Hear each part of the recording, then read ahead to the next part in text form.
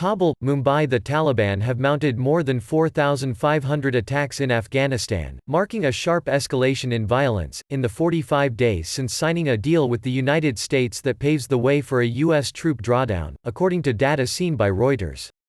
Two sets of data, one from a Western military source and one from an independent body, both show attacks up by more than 70% between March 1 and April 15 compared to the same period a year ago.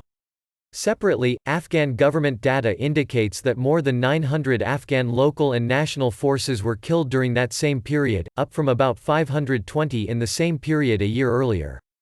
Meanwhile, Taliban casualties fell to 610 in the period, down from roughly 1,660 a year ago, as U.S. and Afghan forces have reduced the number of offensive attacks and air strikes following the U.S.-Taliban accord.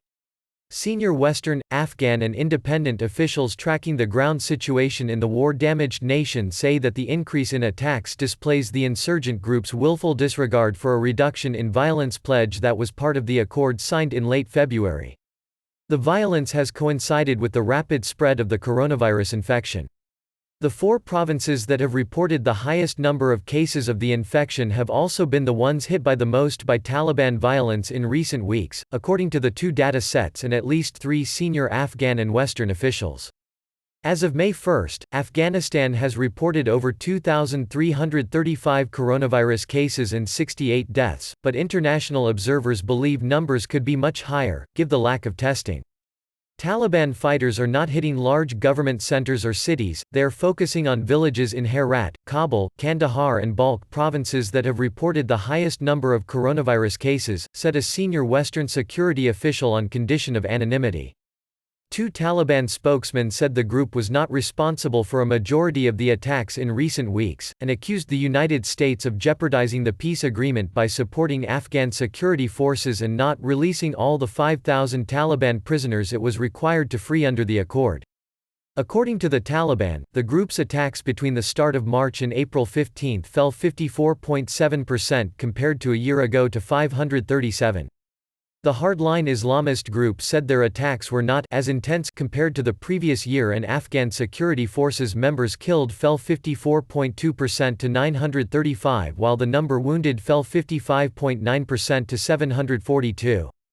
Fawad Aman, a spokesman for the Afghan Defense Ministry, said army troops were in an active defense mode and were using the air force to stop Taliban's territorial expansion. Washington, Reuters. The United States on Friday imposed sanctions on an Iranian-Iraqi businessman and his mining company, accusing him of being involved in efforts by Iran's elite Quds force to generate revenue illegally and smuggle weapons abroad, the U.S. Treasury Department said. The Treasury Department said in a statement that Amir Diyanat has supported Quds force smuggling operations for years, including efforts aimed at shipping weapons including missiles and at smuggling shipments from Iran to Yemen.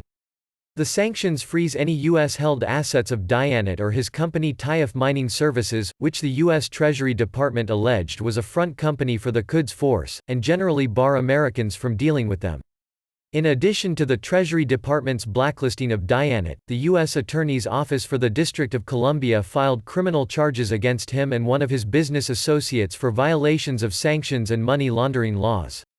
The office also filed a related action alleging that $12 million is subject to forfeiture as funds involved in the crimes and as assets of a foreign terrorist organization, the Treasury Department said. The Iranian regime and its supporters continue to prioritize the funding of international terrorist organizations over the health and well-being of the Iranian people, Treasury Secretary Steven Mnuchin said in the statement. Tensions between Washington and Tehran have spiked since Trump unilaterally withdrew in 2018 from the Iran nuclear deal struck by his predecessor, Barack Obama, and began reimposing sanctions that had been eased under the accord.